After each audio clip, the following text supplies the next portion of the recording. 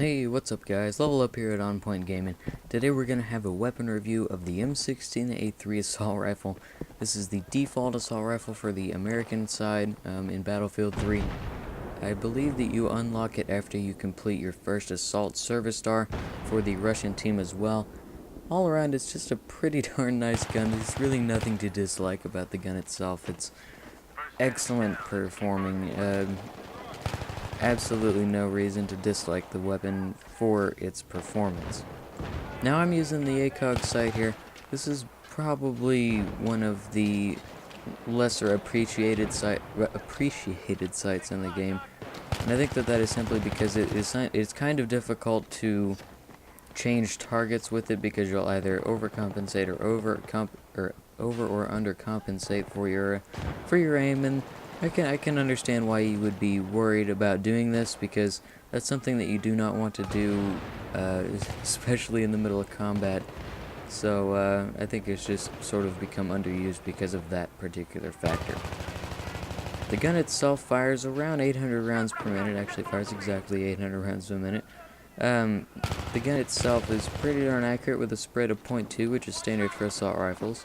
Nothing to be surprised by there. The ammunition capacity is 30 plus 1 rounds. It fires a 5.56 by 45mm NATO round. And your reload times are 1.8 seconds on a short reload and 2.37 seconds on a long reload. This is also not very surprising, as the gun itself is a conventional style assault rifle. As I mentioned before, the rate of fire is 800 rounds a minute. Muzzle velocity is 650 meters per second.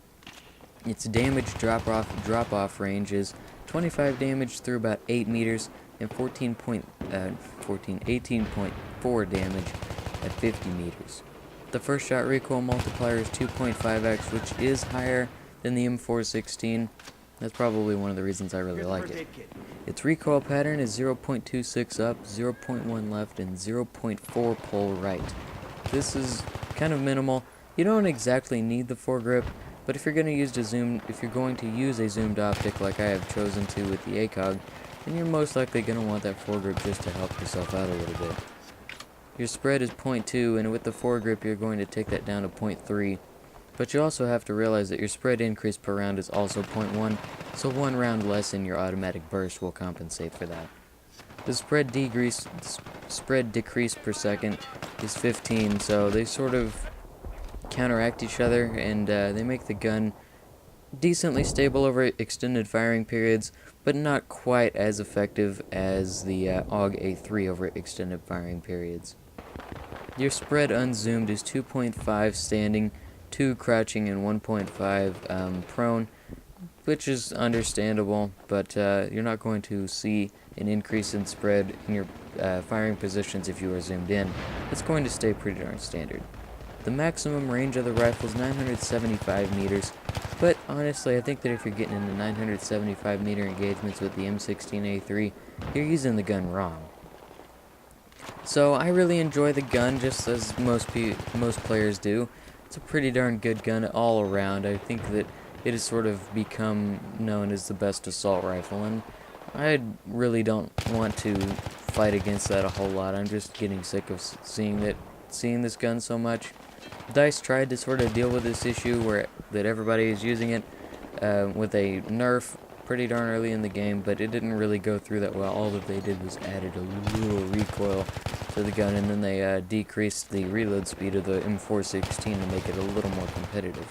Another thing that they did to the M416 is take its first shot recoil multiplier down to make it significantly more effective.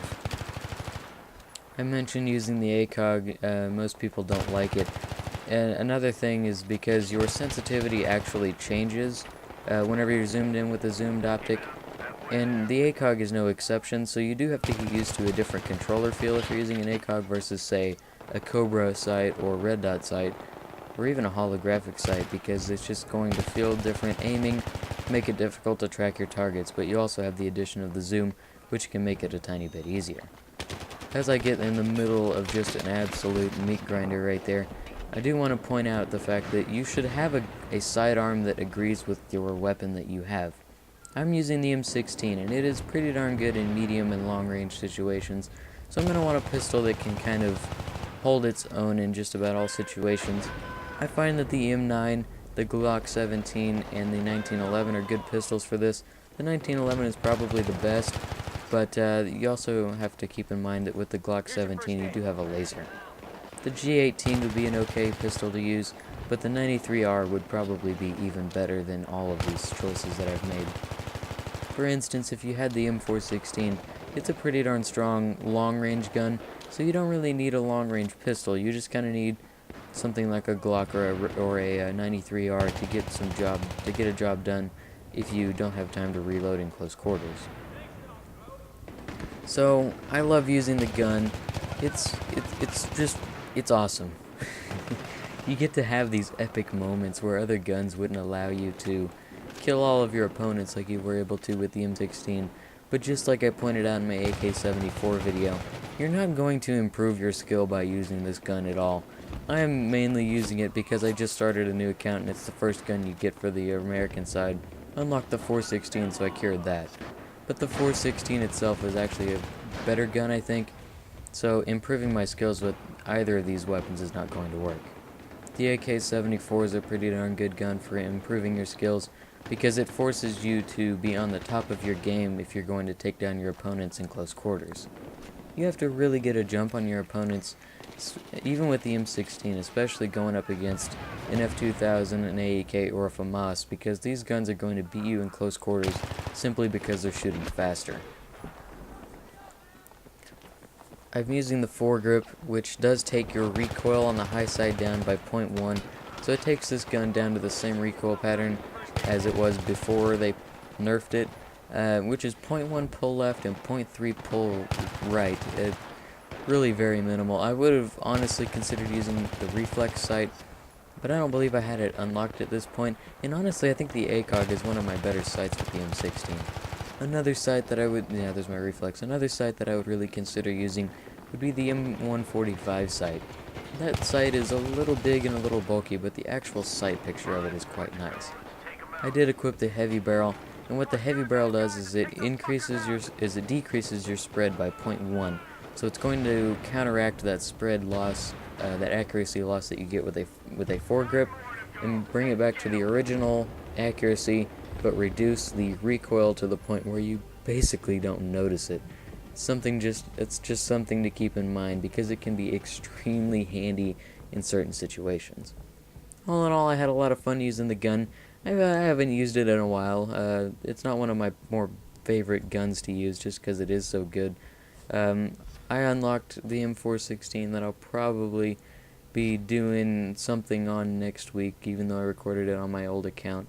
I would imagine that is the gun. You know what? I'll make that the gun I use, and I'll probably put a clip on the end of this showing you some of what's going to happen next week. So anyway, that's all the time that I have for you guys today. I'm Level Up here at On Point Gaming. Goodbye.